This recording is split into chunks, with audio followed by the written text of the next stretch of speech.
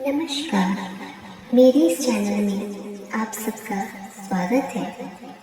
श्री दुर्गा नवरात्र व्रत कथा। इस व्रत में उपवास या फलाहार आदि का कोई विशेष नियम नहीं है। प्रातः काल उठकर स्नान करके मंदिर में जाकर या घर पर ही नवरात्रों में दुर्गा जी का ध्यान करके यह व्रत रखना चाहिए। कथा पढ़नी चाहिए। कन्याओं के लिए व्रत विशेष फलदायक है। श्री जगदम्बा की कृपा से सब विघ्न दूर होते हैं। कथा के अंत में बारंबार दुर्गा माता तेरी सदा ही जय का उच्चारण करें। नवरात्र व्रत कथा इस प्रकार से है। बृहस्पति जी बोले, हे ब्रह्मा जी, आप अत्यंत बुद्धिमान, सर्वशास्त्र और चारों वेदों को जानने वालों में श्रेष्ठ हो। हे प्रभु, कृपा कर मेरा वचन सुनो। चैत, अश्विन मास और आषाढ़ मास के शुक्ल पक्ष में नवरात्र का व्रत और उत्सव क्यों किया जाता है? हे भगवान, इस व्रत का फल क्या है और किस प्रकार करना उचित है? पहले इस व्रत को किसने किया है, सो विस्तार से कहो।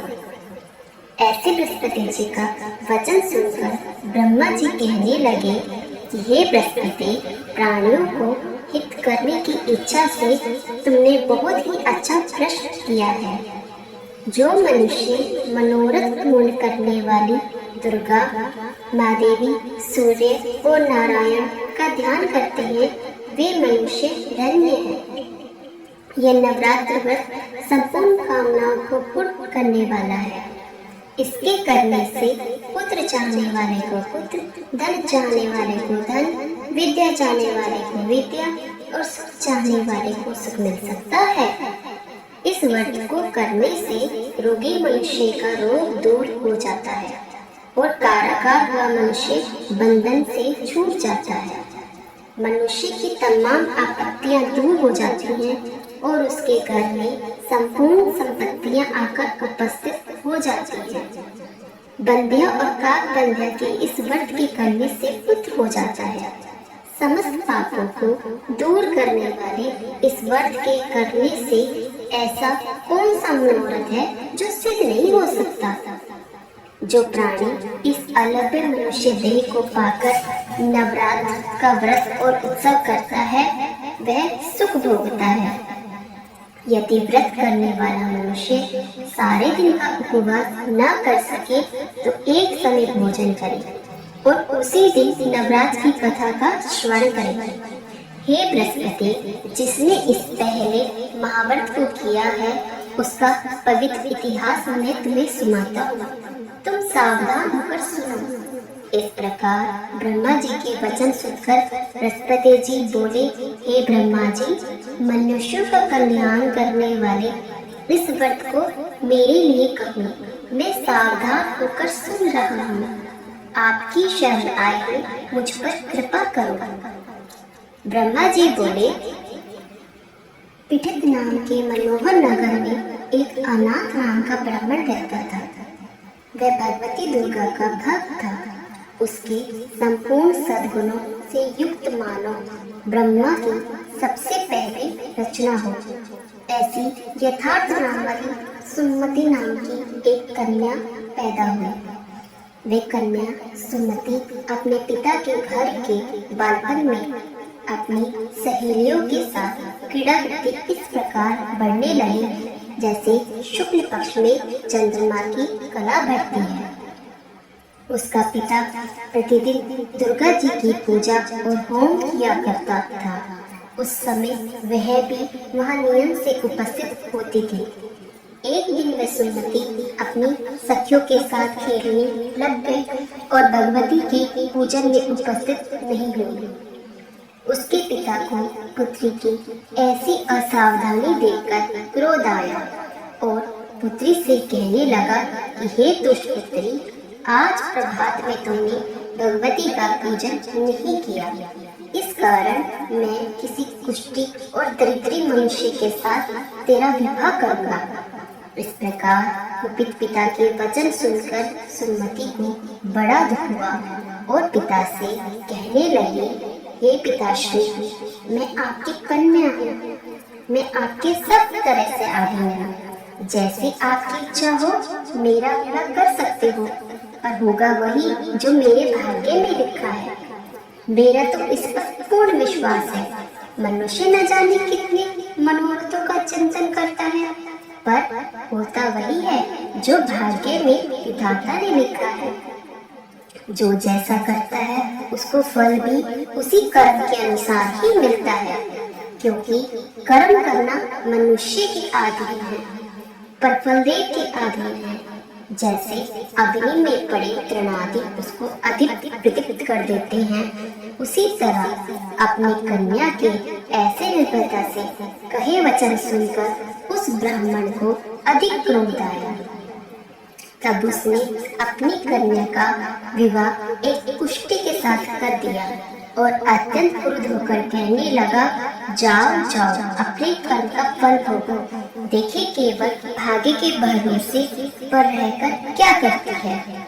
इस प्रकार से कहे हुए पिता के कटु वचनों को सुनकर सुमति मन में विचार करने लगी कि अहो, मेरा बड़ा दुर्भाग्य है जिससे मुझे ऐसा पति मिला। इस तरह अपने दुख का विचार करती हुई वह सुमति अपने पति के साथ वन में चली गई। भयावनी स्थान पर उन्होंने वह रात बड़े कष्ट से व्यतीत की। उस गरीब बालिका की ऐसी दशा देखकर भगवती पूर्व पुण्य प्रभाव से प्रकट होकर कहने लगी, हे दीन ब्राह्मणी, मैं तुम पर प्रसन्न हूँ।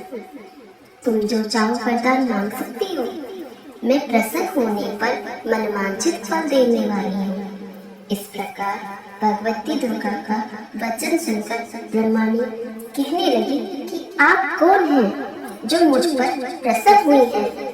यह सब मेरे लिए कहो और अपनी कृपा दृष्टि से मुझ दीन दासी की कृतार्थ करो। ऐसा ब्रह्माणी का वचन सुनकर देवी कहने लगी, मैं ही आदिशक्ति हूँ, मैं ही ब्रह्मा विद्या और सरस्वती हूँ। मैं प्रसन्न होने पर प्राणियों का दुख दूर कर उनको सुख प्रदान करती हूँ।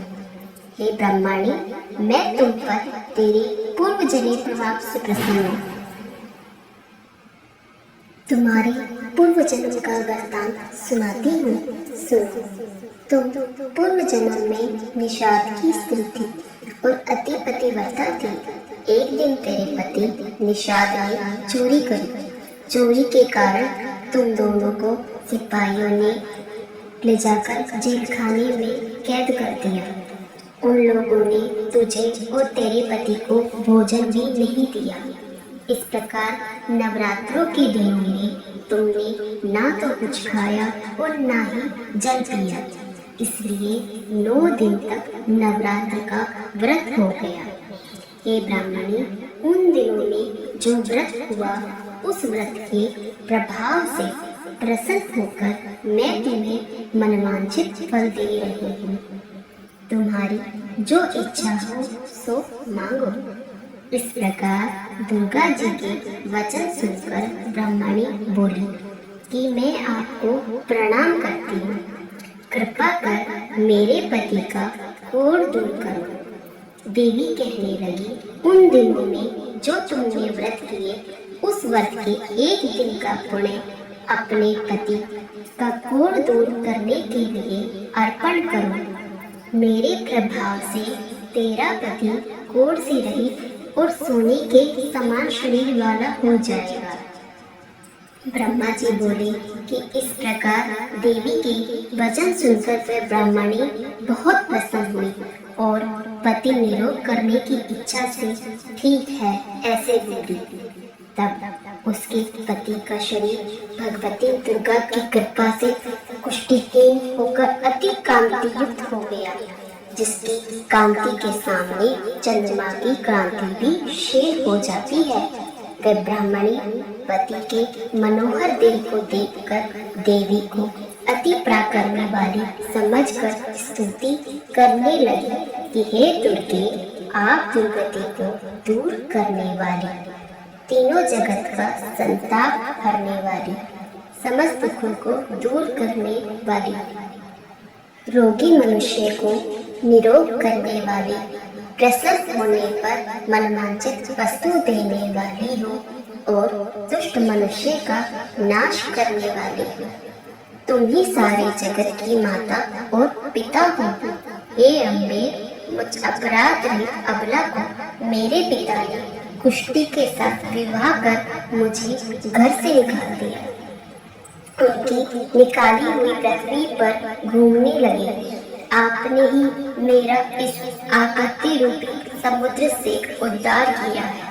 हे देवी, मैं आपको प्रणाम करती हूँ। मुझ दीन की रक्षा करो। ब्रह्मा जी बोले कि हे बृहस्पति, इसी प्रकार उस सुमति ने मन से देवी की बहुत स्तुति की और उसकी की हुई स्तुति को सुनकर सुमति को बहुत ही संतोष हुआ और ब्रह्मणी से कहने लगी, हे ब्रह्मणी, उदाले नाम का अति बुद्धिमान, धनवान, कीर्तिमान और जितेंद्रिय पुत्र तेरे शीघ्र ही होगा। ऐसा कहकर वह देवी उस ब्रह्मणी से फिर कहने लगी, हे ब्रह्मणी, और जो कुछ तेरी इच्छा हो वही मनवांछित वस्तु मांग सकती है।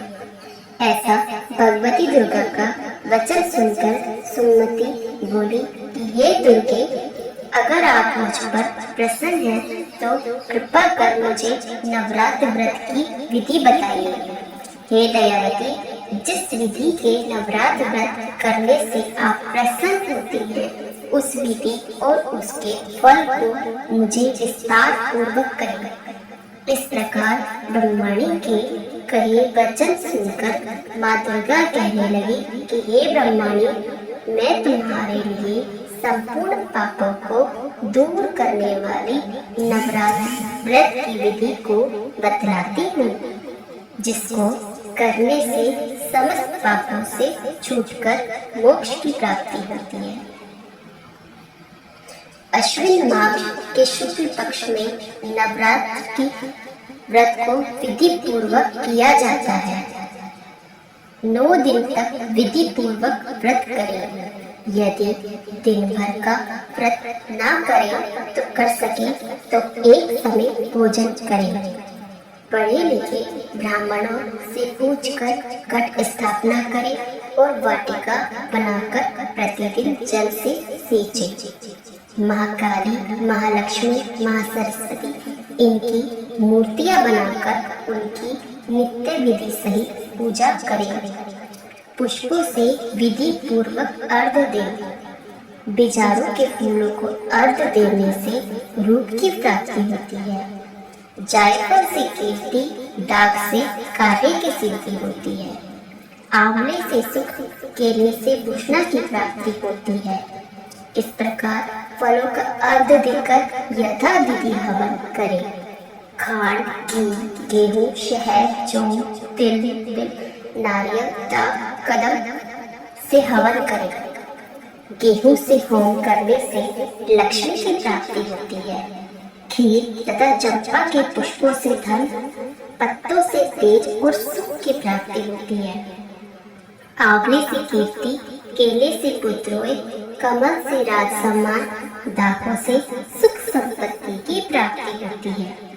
खांड, घी, नारियल, शहद, जौ, तिल, इनको फलों को होम करने से मनवांछित वस्तु की प्राप्ति होती है।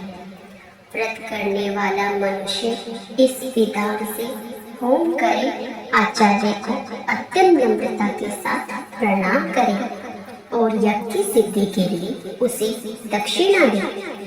इस महाव्रत को पहले बताई गई विधि के अनुसार जो कोई करता है, उसके सब मनोरथ पूर्ण हो जाते हैं। इसमें तनिक भी संशय नहीं है। इन 9 दिनों में जो कुछ दान आदि दिया जाता है, उसका करोड़ों गुना फल मिलता है। इस नवरात्र व्रत करने से ही अश्वमेध यज्ञ का फल मिलता है। हे ब्राह्मणी, इस संपूर्ण कामनाओं को पूर्ण करने वाले उत्तम व्रत को तीर्थ मंदिर अथवा घर पर ही विधि के अनुसार करें। ब्रह्मा जी बोले, हे बृहस्पति, इसी प्रकार ब्रह्माणी को व्रत की विधि बतलाकर देवी अंतर ध्यान हो गई। जो पुरुष या स्त्री इस व्रत को भक्ति पूर्वक करता है वह इस लोक में सुख भोग कर अंत में दुर्लभ मोक्ष को प्राप्त होता है। हे बृहस्पति, इस व्रत को बताई हुई विधि के अनुसार ही करें। ऐसे ब्रह्मा जी के वचन सुनकर बृहस्पति जी आनंद के कारण रोमांचित हो गए और ब्रह्मा जी से कहने लगे कि हे ब्रह्मा जी, आपने मुझ पर अति कृपा करी जो अमृत के समान इस नवरात्र महात्म्य सुनाया। हे प्रभु, आपके बिना कौन इस महात्म्य को सुना सकता है। ऐसे बृहस्पति जी के वचन सुनकर ब्रह्मा जी बोले कि हे बृहस्पति, तुमने सब प्राणियों को हित करने वाले इस अलौकिक व्रत को पूछा है, इसलिए तुम धन्य हो। यह भगवती शक्ति संपूर्ण लोगों का पालन करने वाली है। इस महादेवी के प्रभाव को कौन जान सकता है। बोलो दुर्गे माता तेरी सदा ही जय। इसी प्रकार नवरात्र की व्रत कथा यही समाप्त होती है। हमारी ऐसी ही और कहानियों को जानने के लिए हमारे चैनल को सब्सक्राइब कीजिए। धन्यवाद।